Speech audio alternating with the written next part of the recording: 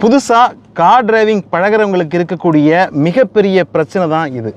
ஒரு manual gear காரில் car driving முதல் நாள் கற்றுக்கொள்ளும் பொழுது இந்த கிளச் கண்ட்ரோல் கிடைக்காம இந்த மாதிரி வண்டி அடிக்கடி ஆஃப் ஆகி ரொம்ப மனசுக்கு கஷ்டமாக போயிடும்.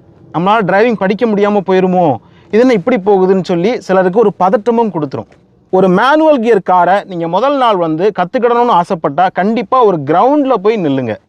கண்டிப்பாக மெயின் சாலைகளில் எங்கேயும் நிற்காதீங்க. கிரவுண்டில் ஒரு 2 days ப்ராக்டிஸ் பண்ணிட்டு தான் நீங்கள் சாலைகளுக்கு வரணும்.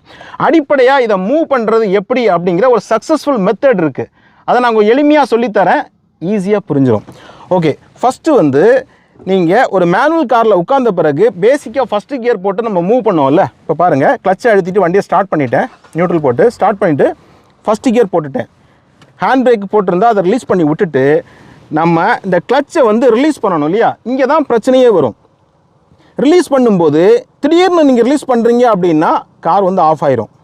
அதே மாதிரி இந்த வலது காலுக்கு பார்த்தீங்க அப்படின்னா எந்த காரணத்தை கொண்டும் நீங்கள் ஆக்சிலேட்டர் கொடுக்காதீங்க. வலது காலை இப்படி ரெஸ்ட்லேயே வச்சுருங்க. பிரேக் பண்ணும்போது மட்டும் மெதுவாக பிரேக் பண்ணி பழங்க கிரவுண்டுக்குள்ளே.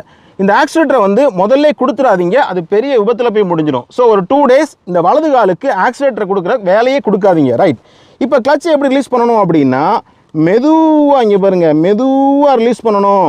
ரிலீஸ் பண்ணும்போது கார் மூவ் ஆகுறது நீங்கள் பார்க்குறீங்க. ரைட்டா? ஃபுல்லாக விட்டுறக்கூடாது. திருப்பி உள்ளே அமுக்குங்க. திருப்பி அப்படி மெதுவாக ரிலீஸ் பண்ணுங்கள். ரிலீஸ் பண்ணும்போது வண்டி மூவ் ஆகுது பாருங்கள்.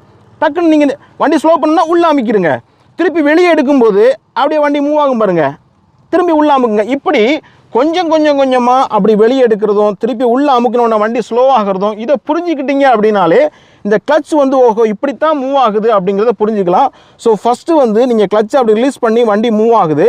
கொஞ்சம் நீங்கள் பழக அதுக்கப்புறம் உங்களுக்கு பவர் தேவைப்பட்டுச்சு அப்படின்னா நீங்கள் ஆக்சிலேட்டர் கொடுக்கலாம்.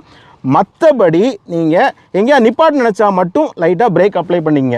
பிரேக் அப்ளை பண்ணிவிட்டு திரும்பியும் ரிலீஸ் பண்ண என்ன பண்ணணும்? கிளச்சை மெதுவாக ரிலீஸ் பண்ணணும். இப்படி ரிலீஸ் பண்ணும் பொழுது உங்களுக்கு அடிப்படையாக இருக்கக்கூடிய ஒரு மேனுவல் காரில் அடிப்படையாக இருக்கக்கூடிய ஒரு கிளச் ப்ராக்டிஸ் ரொம்ப எளிமையாக வந்துடும். இப்போ திரும்பி ஒரு முறை காட்டுறேன் பாருங்கள். ஓகே, அதே சமயத்தில் நீங்கள் சடனாக இப்போ எடுக்கிறீங்கன்னா என்ன ஆகும்? கிளச்சை சடனாக எடுக்கிறீங்கன்னா ஆஃப் ஆகிடும்.